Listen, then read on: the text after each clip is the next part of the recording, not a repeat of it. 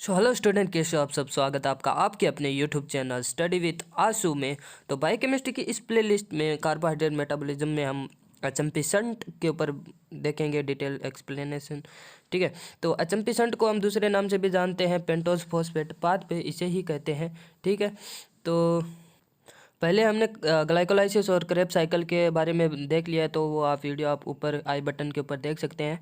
ठीक है, मिल जाएगी। तो आज हम देखते हैं, चलो एचएमपी-शंट पूरा समझ लेंगे। इस वीडियो को अगर आप देख लेंगे तो आराम से समझ में आ जाएगा। ठीक है, तो शुरू करते हैं। ये एचएमपी-शंट दो फेज में होता है, पहली बात तो। ठीक है, पहली फेज है ऑक्सीडेटिव फेज। ठीक है, और दूसरी फेज है नॉन ऑक्सीडेटिव फेज।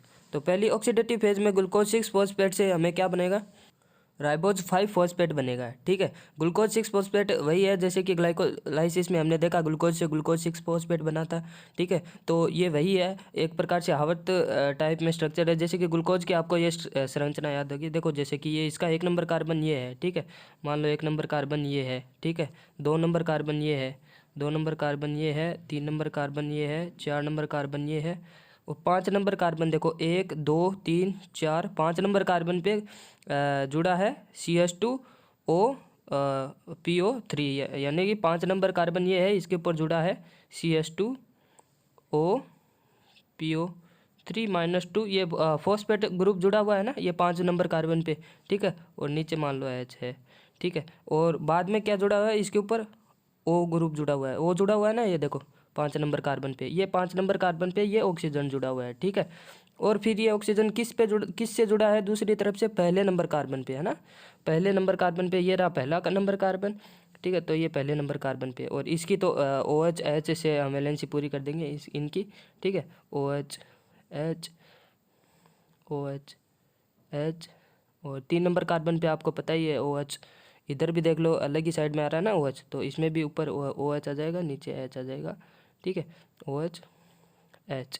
तो ग्लूकोज की भी आपको ऐसी स्ट्रक्चर याद होगी। ठीक है, CH2OH आता है इसकी जगह, लेकिन हमने फॉस्फेट ग्रुप जोड़ रखा है, तो ये है ग्लूकोज 6 फॉस्फेट। ठीक है, ये ग्लूकोज की स्ट्रक्चर होती है, 6 नंबर कार्बन पे फॉस्फेट ग्रुप जुड़ा हुआ है, तो ये ग्लूकोज 6 फॉस्फेट है। ठीक है, तो यही स्ट्रक्चर है यहाँ पे लिखी हुई है, ये थोड़ा अलग टाइप में लिखी हुई है। ठीक है, तो ये ग्लूकोज 6 फॉस्फेट है, उसके ऊपर एंजाइम कार्य करता है ग्लूकोज 6 फॉस्फेट डिहाइड्रोजिनेज। और पिछली बार ये वीडियो अगर आपने देखी होगी तो मैंने आपको बताया कि डिहाइड्रोजिनेज एंजाइम ज़्यादातर है ना NADPH प्रोड्यूस कराता है। ठीक है, और बाकी CO2 भी निकालता है, लेकिन ज़्यादातर हमें NADH2 बनने को देखने को मिलता है। ठीक है, तो glucose 6 phosphate dehydrogenase glucose 6 phosphate पे कार्य करता है, जैसे कि नाम से ही पता चलता है। तो ये NADH2 NAD से NADH2 बन रहा है, मान लो NADP से NADPH2, तो H2 कहाँ से निकलेगा, एक H ये निकल जाएगा, एक H ये निकल जाएगा 1 नंबर कार्बन से।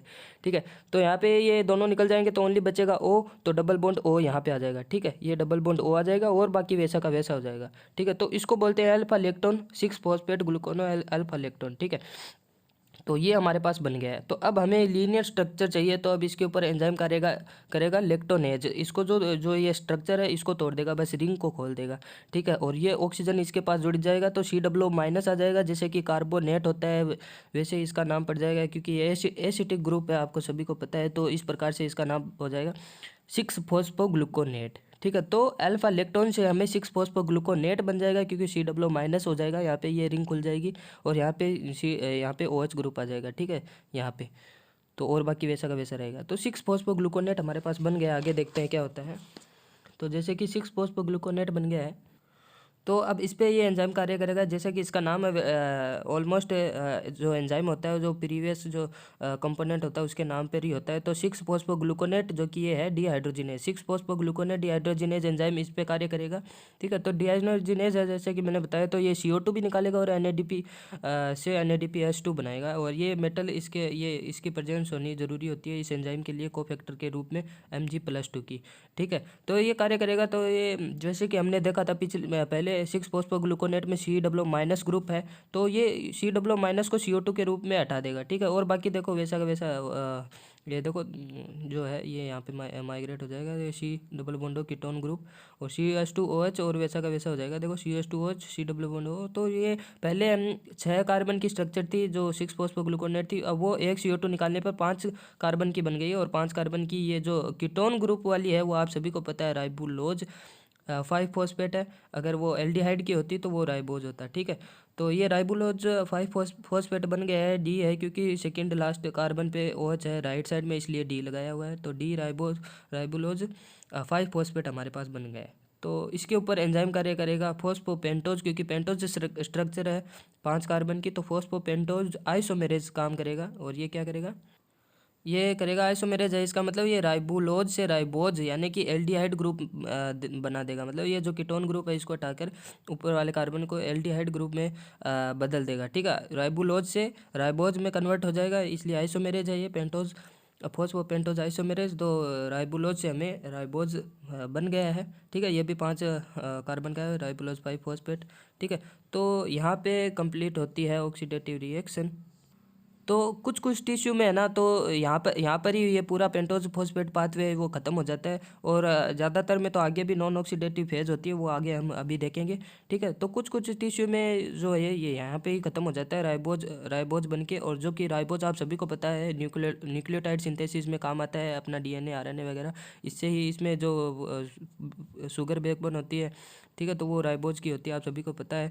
ठीक है, तो उसमें काम में आ जाता है ये न्यूक्लियोटाइड सिंथेसिस में। और ओवरऑल ऑक्सीडेटिव फेज की रिएक्शन ये है कि ग्लूकोज 6 फॉस्फेट लिया हमने और 2 NADP ज़रूरत पड़ी हमें H2O की, और बना क्या, राइबोज 5 फॉस्फेट बन गया, एक CO2 निकला, 2 NADP H बना और 2 हाइड्रोजन आए। ठीक है, तो आगे नॉन ऑक्सीडेटिव फेज देख लेते हैं। ये रिसाइकल यानी कि जो पेंटोज फॉस्फेट हमारे पास जो भी बना है राइबोलोज या राइबोज, तो वो कन्वर्ट होता है वापस से ग्लूकोज 6 फॉस्फेट शुरुआत की तरफ से। ठीक है, तो जैसे कि पहले हमारे पास राइबोज नहीं, राइबोज से भी पहले राइबोलोज बना था, उससे हम शुरुआत करते हैं। तो ये जो राइबोलोज 5 फॉस्फेट है, तो उसके ऊपर एंजाइम कार्य करता है राइबोलोज 5 फॉस्फेट आइसोमेरेज, नहीं कि pentose phosphate isomerase. राइबोलोज 5 phosphate isomerase enzyme कार्य करेगा। तो ये राइबोलोज जो 5 फॉस्फेट है, इसका बस ओनली ये OH ग्रुप है वो इधर कर देगा। इधर करने से होगा क्या, राइबोलोज कन्वर्ट हो जाएगा जाइलुलोज 5 फॉस्फेट में। ठीक है, तो अब हमारे पास जाइलुलोज 5 फॉस्फेट बन गया है। और राइबोलोज 5 फॉस्फेट तो हमारे पास बहुत सारे हैं ही। ठीक है, जो कि ऑक्सीडेटिव फेज में हमारे पास बने। तो जाइलुलोज 5 फॉस्फेट भी है, राइबोलोज 5 फॉस्फेट भी है। दोनों कितने कितने कार्बन के, ये 5 कार्बन ये 5 कार्बन, दोनों मिला के 10 कार्बन की स्ट्रक्चर हमारे पास है। तो ये दोनों मिलकर TPP और ट्रांस कीटोलेज एंजाइम की उपस्थिति में 10 कार्बन है, तो ये 7 कार्बन अलग से जुड़ के स्यूडो हेप्टोलोज बना लेंगे, जो कि 7 कार्बन का होता है। ठीक है, इसमें क्या होता है, 2 नंबर कार्बन पे कीटो ग्रुप होता है, इसलिए स्यूडो हेप्टोलोज 7 फॉस्फेट है ये। तो 7 कार्बन की ये स्ट्रक्चर स्यूडो हेप्टोलोज 7 फॉस्फेट बना लेता है। बची हुई 3 कार्बन की वो है ग्लिसरॉल्डिहाइड 3 फॉस्फेट, वो अलग हो जाती है। ठीक है, तो अब हमारे पास 2 कंपाउंड प्राप्त हो चुके हैं, एक है ग्लिसरॉल्डिहाइड 3 फॉस्फेट और एक है स्यूडो हेप्टोलोज 7 फॉस्फेट। तो ये 7 कार्बन के, ये 3 कार्बन के, कुल मिला के 10 कार्बन की हमारे पास अभी तक है। तो इसके ऊपर कार्य करेगा एंजाइम ट्रांस एल्डोलेज। तो ये एंजाइम उसी प्रकार से कार्य करता है जिस प्रकार से ग्लाइकोलाइसिस में एल्डोलेज एंजाइम कार्य किया था। ठीक है, तो अब होगा क्या, 7 कार्बन की ये है, 3 कार्बन, तो इसमें स्यूडो हेप्टोलोज जो कि 7 कार्बन की है, इसमें से 3 कार्बन निकल कर ग्लिसरॉल्डिहाइड 3 फॉस्फेट में जुड़ जाएंगे। तो 3 कार्बन का ये पहले ही था, 3 कार्बन की और इसमें जुड़ ऐड हो जाएगा स्यूडो हेप्टोलोज से आकर। तो 3 + 3 6 कार्बन का फ्रुक्टोज 6 फॉस्फेट बना लेगा। ठीक है, तो बचे कितने कार्बन। ठीक है, तो 7 + 3 10 थे टोटल, 3 इसके पास चले गए, मतलब 6 निकल गए। ठीक है, 3 इसमें से 3 इसमें से निकल गए, बच गए 4। ठीक है, 10 में से 6 गए, 4 बचे, तो 4 कार्बन का इरिथ्रोज 4 फॉस्फेट हमारे पास एक और बनेगा। ठीक है, फ्रक्टोज 6 फॉस्फेट बन गया है, साइड में हमारे पास इरिथ्रोज 4 फॉस्फेट बन गया। ठीक है, तो ये fructose phosphate 6 phosphate direct glucose 6 phosphate में भी कन्वर्ट हो सकता है, और या फिर जैसे कि ग्लाइकोलाइसिस में हमें काम में आता है, ग्लूकोज से ग्लूकोज 6 फॉस्फेट के बाद में ग्लूकोज 6 फॉस्फेट कन्वर्ट होता है फ्रक्टोज 6 फॉस्फेट में, तो वहाँ पर डायरेक्ट ये जा सकता है ग्लाइकोलाइसिस प्रोसेस में। तो अब जैसे कि फ्रक्टोज 6 फॉस्फेट के साथ हमें इरिथ्रोज 4 फॉस्फेट बन चुका है, जो कि 4 कार्बन का है, और एक हमारे पास शुरुआत में जो बना था जाइलुलोज 5 फॉस्फेट, तो वो दोनों यहाँ पर आएंगे अब। तो इरिथ्रोज 4 फॉस्फेट बन चुका है और जाइलुलोज 5 फॉस्फेट हमने पहले भी बना दिया है। तो ये दोनों मिलकर ट्रांस कीटोलेज TPP के एंजाइम की उपस्थिति में क्या होगा, देखो तो टोटल कितने कार्बन है? 5 कार्बन का ज़ैलुलोज 5 फॉस्फेट और 4 कार्बन का ज़िथ्रोज 5 फॉस्फेट। तो टोटल हमारे पास 9 कार्बन के है कंपाउंड। तो ये ट्रांसकीटोलेज एंजाइम की उपस्थिति में क्या होगा? एक तो बनेगा ग्लिसरेल्डिहाइड, ठीक है। तो 9 में से 3 गए, बच्चे 6 कार्बन का हमारे पास फिर से बन जाएगा फ्रक्टोज 6 फॉस्फेट, ठीक है। तो 3 कार्बन का एक तो बनेगा ग्लिसरेल्डिहाइड, बाद में बचेगा 6 कार्बन का, जो कि फ्रक्टोज 6 फॉस्फेट में कन्वर्ट हो जाएगा, जो कि आगे आपको पता ही है फ्रक्टोज 6 फॉस्फेट ग्लाइकोलाइसिस में भी जा सकता है और डायरेक्टली कन्वर्ट हो सकता है ग्लूकोज 6 फॉस्फेट में, ताकि इसी प्रोसेस को ये ऑक्सीडेटिव फेज को से वापस ये राइबोलोज 5 फॉस्फेट बना सके, ठीक है। तो लास्ट में हमें फ्रक्टोज 6 फॉस्फेट बना है और ग्लिसरेल्डिहाइड बना है। तो जैसा कि मैंने बताया कि फ्रक्टोज 6 फॉस्फेट तो ग्लाइकोलाइसिस में जा सकता है, तो ये मान लो ग्लाइकोलाइसिस में चला गया, बचा क्या? Glyceraldehyde 3 phosphate. और पहले भी बहुत सारे ग्लिसरेल्डिहाइड 3 फॉस्फेट बने थे, तो मान लो ग्लिसरेल्डिहाइड 3 फॉस्फेट बना है नया वाला और बहुत पुराने थे, तो glyceraldehyde 3 phosphate plus glyceraldehyde 3 phosphate मिला के एक अणु बना लेंगे, एक मॉलिक्यूल बना लेंगे फ्रक्टोज 1,6-20 फॉस्फेट का, क्योंकि दो इसमें भी फॉस्फेट है, इसमें भी फॉस्फेट है, तो फ्रक्टोज 1,6-20 फॉस्फेट बना लेगा जुड़कर, कंबाइन होके 2 ग्लिसरेल्डिहाइड 3 फॉस्फेट, ठीक है। तो फ्रक्टोज 1,6-20 फॉस्फेट बन चुका है। तो इसके ऊपर एंजाइम कार्य करेगा फॉस्फोहेक्सोज आइसोमेरेज, जो कि फ्रक्टोज को ग्लूकोज में डायरेक्टली कन्वर्ट करेगा, और FBPase फर्स्ट ये क्या करेगा? मान लो एक 2 फॉस्फेट है, इसमें से एक फॉस्फेट हटा देगा, तो फ्रक्टोज 1,6-20 फॉस्फेट से हमें मिल जाएगा ग्लूकोज 6 फॉस्फेट। यहीं पे एंड हो जाता है सेकंड फेज, जो कि है नॉन ऑक्सीडेटिव फेज, और यहीं से हमें शुरू हुआ था ये प्रोसेस पेंटोज फॉस्फेट पाथवे, ठीक है। तो ये कंप्लीट प्रोसेस था, और ये है ओवरव्यू ऑफ अचम्पी संट, इसे भी आप देख लीजिए।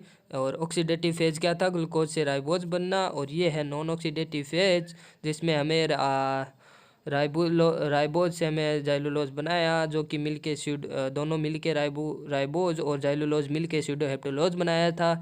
याद होगा आपको, स्यूडोहेप्टेलोज और ग्लिसरेल्डिहाइड बनाया था, जो कि कंबाइन होके फ्रुक्टोज बनाया था, और एक इरिथ्रोज जो कि 4 कार्बन का था वो बनाया, और इरिथ्रोज और ज़ैलुलोज जो कि पहले बना हुआ था वो दोनों कंबाइंड होके फ्रक्टोज बनाए थे। 9 कार्बन के हैं, और ये 6 कार्बन प्लस 3 कार्बन 9 हो जाते हैं। एक फ्रक्टोज बनाया था और एक ग्लिसरेल्डिहाइड बनाया था। और फ्रक्टोज जो मैंने कि बताया था, या तो वो यूज्ड इन ग्लाइकोलाइसिस हो सकता है, या फिर वो ये वापस ग्लूकोज 6 फॉस्फेट ही बना लेगा, जो कि फर्दर अचम्पी संट में ही काम आ जाएगा, ठीक है। और फ्रक्टोज के साथ जो कि ग्लिसरेल्डिहाइड बनी थी, तो एक और ग्लिसरेल्डिहाइड पहले से ही होती है, 2 ग्लिसरेल्डिहाइड मिलके वापस से फ्रक्टोज 6 फॉस्फेट बना लेती है, जो कि फर्दर ऐसे ही प्रोसेस में काम आती रहती है, ठीक है। तो ये था कंप्लीट अचम्पी संट, और उम्मीद है आप सभी को समझ में आ गया है, ठीक है। और जो भी डाउट है कमेंट में बता देना, मैं आपकी पूरी कोशिश करूँगा सॉल्व करने की डाउट को। और अगर ये वीडियो आपकी थोड़ी बहुत भी हेल्पफुल हुई है समझने में, तो प्लीज़ कृपया करके एक मेहरबानी कर देना यार, चैनल को सब्सक्राइब कर देना। आप देख सकते हो चैनल पे ओनली ऑलमोस्ट 18 ही सब्सक्राइबर है, अभी न्यू है, बिगिनर चैनल है, तो इसको सपोर्ट करना है आपको। तो सब्सक्राइब कर देना, चैनल को लाइक कर देना, इस वाली वीडियो को शेयर कर देना दबा के, ठीक है। Bye bye.